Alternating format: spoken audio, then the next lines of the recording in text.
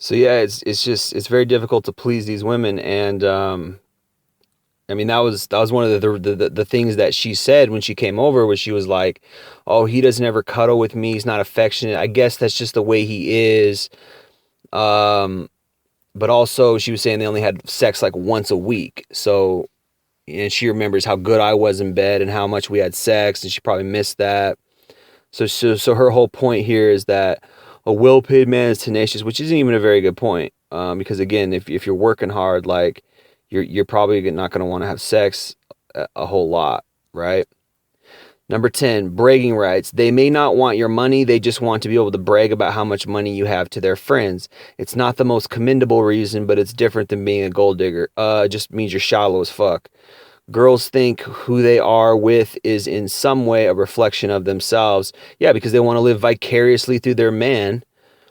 And they want to be proud of their man who makes a lot of money, and it's just like, it's just fucking shallow. So if you look really good, it makes them look better. Yeah, who cares what your dumb little shallow friends think? You know, do you love the guy? Yes. Then what your friends think don't fucking matter as long as you love him. 11, he's happier. If a man is in a shitty financial position or stuck in an ill-paid job he hates, it's going to stress, depress, and affect his self-esteem. I mean, that's a pretty good point. Happy, positive people are generally preferred to mopey and negative. Sure, yeah. And if he's happy, it'll make it easier to make her happy. All right, that's probably her best point out of this whole thing.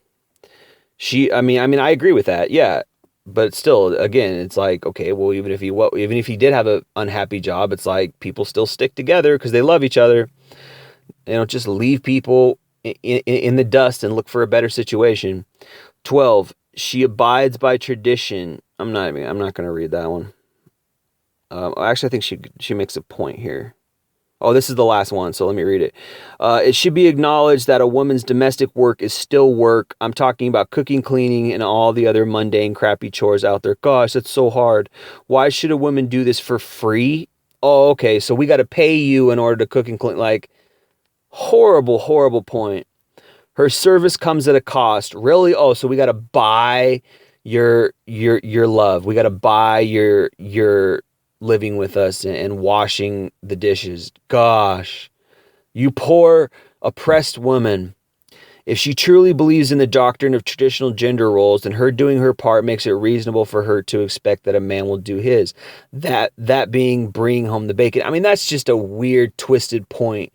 It's just like, you both should do the chores, and you both should try to work out finances, and everything should be mutual. You should take care of each other. You should seek to help each other, not, oh, you do this role and I'll do this role, and it can be some kind of exchange, because that's the same as prostitution. Like, I'm doing my role, I'm sucking your dick, now you do your role and pay me money. It's pretty close to that there, Monica.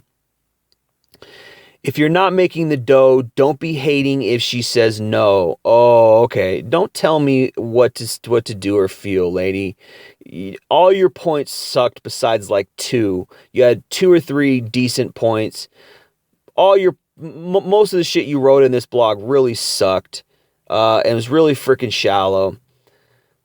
As shown above, there's a lot of valid reasons she has the right to not be into you. Oh, it's a right for her to not be into. Well, yeah, everybody has a right not to be into somebody. That doesn't mean that they're a good person. It doesn't mean that, you know, it's okay to just seek out a guy with money. Yes, everybody has. I mean, women have a right to seek a guy out with money. That doesn't make it right, though. Yes, she has a right. So what she's trying to say is that because women have a right to do this, it makes it right. No, it doesn't make it right. She has a right not to be into a guy without money, but it doesn't make it right. And that's what she's trying to do here. She's trying to say that if a woman doesn't choose you, that you don't have money, it's her right, therefore it makes it right. No, Monica, that's not how this works.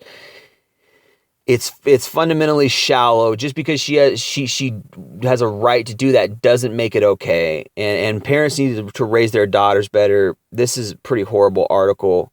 As shown above, there's a lot of valid reasons she has the right to not be into you, especially when looking for a serious partner. It's not fair to simplify women into the category of gold diggers the second you are aware that they care about money.